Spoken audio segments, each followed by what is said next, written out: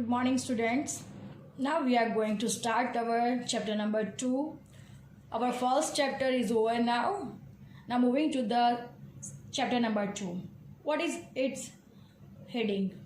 Presentation of data. Right? In the previous chapter, we have seen that the statistical information consists of two types of data. Right यानी statistical information दो type के data में होती है, ये हमें पता है। लास्ट चैप्टर में हम लोग पढ़ चुके हैं कौन से टाइप में होती है। तो first is qualitative data and the second one is quantitative data, right. So quantitative data are based on quantitative variable whereas the qualitative data are based on qualitative variable. Understand. अब हम इसे पढ़ेंगे।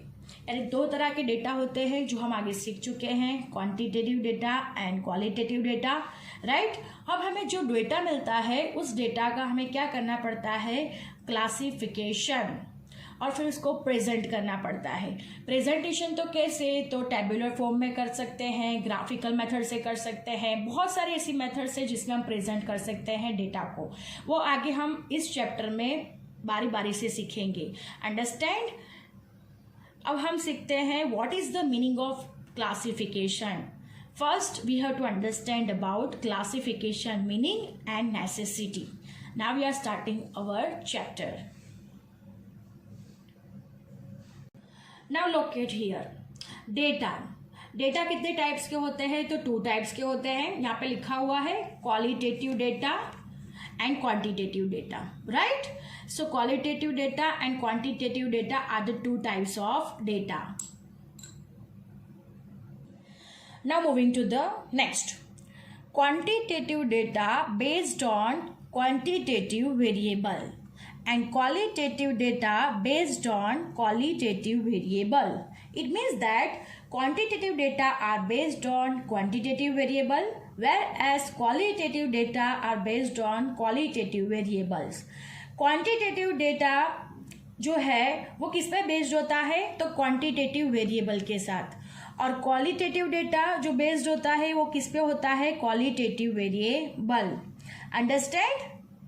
Now quantitative data जो है जिसके ऊपर based है, यानी क्वांटिटेटिव डेटा क्वांटिटेटिव वेरिएबल पे बेस्ड है, तो quantitative variable is two types. जो क्वांटिटेटिव वेरिएबल है उसके टू टाइप्स है। अब हम उस दो टाइप्स के बारे में पढ़ेंगे।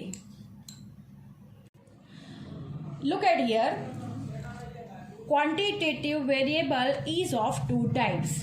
First is discrete variable and second one is continuous variable. Then now we have to understand what is discrete variable and what is continuous variable. Now listen it carefully.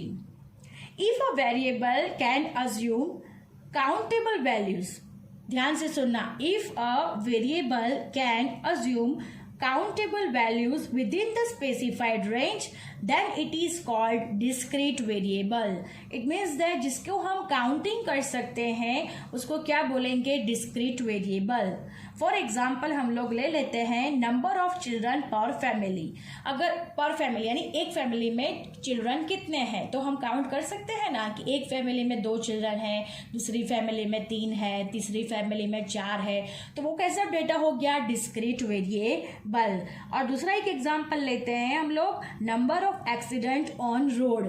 Road पे कितने accident हुए हैं वो, तो Sunday को कितने हुए, तो 2, मंडे को कितने हुए, तो 3, थर्सडे को कितने हुए, तो 1 भी नहीं हुए, तो 0। इस तरह से हम लोग जो डेटा इकट्ठा करेंगे, जो नंबरिंग में होता है, जो काउंटिंग में होता है, उसको क्या बोलेंगे, discrete variable. Understand. Now moving to the next, continuous variable. Now what is the meaning of continuous variable, so listen it carefully. If a variable can assume any value within the specified range, then it is called continuous variable. यानी जिसकी range में जिसको हम major कर सकते हैं, जिसको count नहीं कर सकते, जिसको क्या कर सकते हैं हम लोग, मेजर कर सकते हैं, उसको क्या बोलेंगे, कंटिन्यूअस वेरिएबल। अब मेजरिंग में कौन सा एग्जांपल ले सकते हैं, तो हम ले सकते हैं कि हाइट ऑफ पर्सन। अब हाइट ऑफ पर्सन, तो हम हाइट ऑफ पर्सन को किस में मेजर कर सकते हैं, तो फीट में कर सकते हैं, इंचीज में कर सकते हैं, understand. And the maximum temperature on a day, अब टेम्परेचर को हम किस में मेजर कर सकते हैं, तो सेल्सियस में कर सकते हैं, understand. So discrete is counting variable and continuous is measuring variable, understand. तो quantitative variable is of two types, first is discrete variable and second one is continuous variable. Now moving to the next. Now look at here, countable value discrete variable. If we have to count something for obtaining the value of variable, then it is called discrete variable. For example, for obtaining the value of number of children per family, right? We have to count the children. For obtaining the value of number of accident on road, we have counted the accident. So they are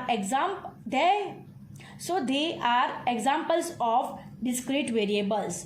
सो ये कैसे examples है, तो discrete variables के examples है। अगर number of children पर family हमें count करना होगा तो हम लोग काउंट करेंगे, नंबर ऑफ एक्सीडेंट काउंट करना हो तो काउंट करेंगे। तो ये कैसे वेरिएबल हो गए हमारे डिस्क्रीट वेरिएबल, अंडरस्टैंड। अब next, measure the observation continuous variable. If we have to measure the observation for obtaining the value of variable, और if the value of variable is expressed along with the measuring unit, then it is called continuous variable. Height of a person is measured in centimeter और inches और feet, यानी हमें major जिसको भी करना पड़ता है उसको कौन सा बोलते हैं, continuous variable. Now look at here, height of a person measured in centimetre और इंचीज और फीट, अंडरस्टैंड। ये क्या हो गया, मेजर हो गया, तो कौन सा वेरिएबल होगा, continuous variable. Maximum temperature measured in Celsius, तो ये भी कौन सा हो गया, continuous variable, understand. The data based on discrete variable are called discrete data. जो डिस्क्रीट डेटा पे बेस्ड होते हैं उसको डिस्क्रीट डेटा बोलते हैं। And the data based on continuous variable are called continuous data, understand. The data based on discrete variable are called discrete data, and the data based on continuous variable are called continuous data, understand. Now look at here, the data obtained at the end of sample inquiry or population inquiry are called raw data और ungrouped data। यानी sample inquiry और population inquiry से जो भी data collect होता है उसको क्या बोलते हैं, रो डेटा और ungrouped data, right. This data are in unsystematic form, so the statistical analysis becomes difficult. ये डेटा कैसा होता है, तो सिस्टमेटिक फॉर्म में होता है, जिससे हमें स्टैटिस्टिकल एनालिसिस करना बहुत ही डिफिकल्ट हो जाता है।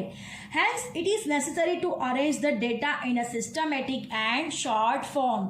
इसीलिए हमें ये जो डेटा है, जो रो डेटा है, अनग्रुप डेटा है, उसको हमें सिस्टमेटिक मैनर में अरेंज करना पड़ता है, यानी अरेंजिंग अनग्रुप्ड और raw data in the proper form, understand. Necessary to arrange the data in a systematic and short form, understand. A process of arranging ungrouped or raw data into proper form is called classification of data। यानी जो process होती है ungrouped data और raw data को arrange करने की किस में, प्रॉपर फॉर्म में, उसको क्या बोलते हैं, classification of data, understand. Now look at here, a process of arranging ungrouped or raw data into proper form is called classification of data। यानी जो प्रोसेस होती है रो डेटा और अनग्रुप्ड डेटा को अरेंज करने के लिए प्रॉपर फॉर्म में, उसको क्या बोलते हैं, classification of data. The data thus obtained are called classified data। जो डेटा को हम लोग क्लासिफिकेशन करके अरेंज कर देते हैं, उससे जो डेटा निकल के आता है उसको क्या बोलते हैं, classified data. Now understand what is the meaning of classification and classified data. Now we are taking an example and understand it very well, understand.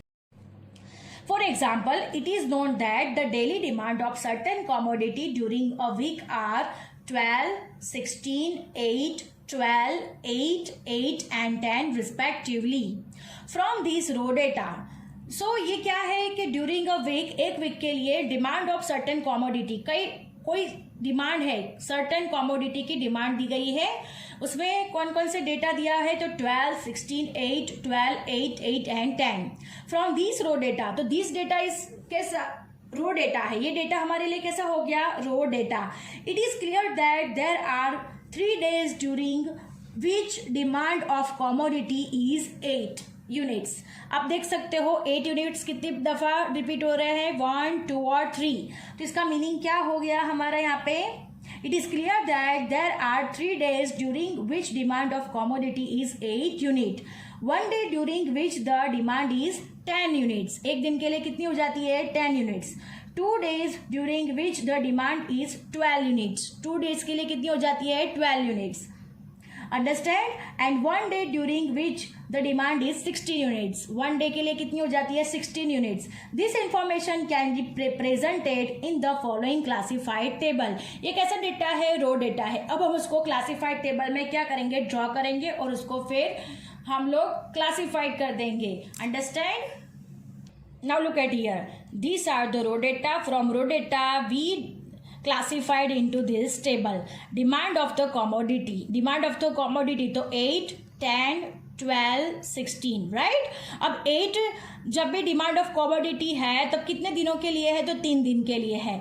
10 demand of commodity है तो कितने दिन के लिए है, तो 1 day के लिए है. 12 तो कितने दिनों के लिए है, तो 2 days के लिए है. और 16 कितने दिनों के लिए है, तो 1 day के लिए है. तो 3 + 1 + 2 + 1 यानी कितना हो जाएगा, टोटल 7 days, यानी 1 week का टोटलिंग हो गया 7. सो हमने ये रो डेटा को क्लासिफाइड कर दिया into tabular form. So this information can be presented in the following classified table. ये इंफॉर्मेशन को प्रेजेंट कर दिया हमने क्लासिफाइड टेबल में, right. The table showing the daily demand of commodity during a week. Thus the method of the representing raw data into systematic and short form is called classification. यानी raw data को जब भी हम systematic रूप में, short form में जब भी हम लोग प्रेजेंट करते हैं तब उसको क्या बोलते हैं, classification. In statistical study the main reasons to classify the data are as follows. हमें स्टैटिस्टिक में ऐसा क्लासिफाई डेटा क्यों करना पड़ता है, तो there are the various reason. Understand. So we are understanding the reason. So guys, the main reasons to classifies the data are as follows. ये सारे रीजन है जिसकी वजह से हम लोग डेटा को क्लासिफाइड करते हैं. First reason, simple, short, attractive manner. To represent the large data into simple, short and attractive manner. यानी जो लार्ज डेटा है, बहुत बड़ा डेटा है, उसको सिंपल फॉर्म में, शॉर्ट फॉर्म में और अट्रैक्टिव मैनर में प्रेजेंट किया जाता है. Now next, for easy comparison between the various characteristics of the data. यानी कंपैरिजन इससे क्या हो जाती है, इजीएस्ट हो जाती है. Understand. Now next, third one, to save time, money and labour. To save time, money and labor, analysis based on raw or ungrouped data requires more time, more money and more labor. यानी अगर analysis हो रहा है रो और ungroup data पे तो उस पर क्या हो जाएगा, ज़्यादा टाइम चला जाएगा, ज़्यादा मनी चला जाएगा. बट अगर रो डेटा पे से हम लोग क्लासिफाइड डेटा में अगर उसको रिप्रेजेंट करते हैं शॉर्ट मैनर में, सिंपल तरीके से रिप्रेजेंट किया जाता है, तो इससे क्या हो जाएगा, हमारा जो मनी है, टाइम है और लेबर है वो कैसा हो जाएगा, बच जाएगा. Understand. Now next, obtain information easily. To obtain information easily regarding the various characteristics of the area under the study. यानी हमने जिस एरिया पे स्टडी किया है उस एरिया पर से अगर हमें इंफॉर्मेशन निकालनी है तो हम लोग ऐसे रिप्रेजेंटेड हुए डेटा से इजी तरह से क्लासिफाइड कर सकेंगे, इंटरप्रिटेशन कर सकेंगे और एनालिसिस भी कर सकेंगे. अंडरस्टैंड. तो these are the 4 reason for the classifying the data. Understand. Thank you, students.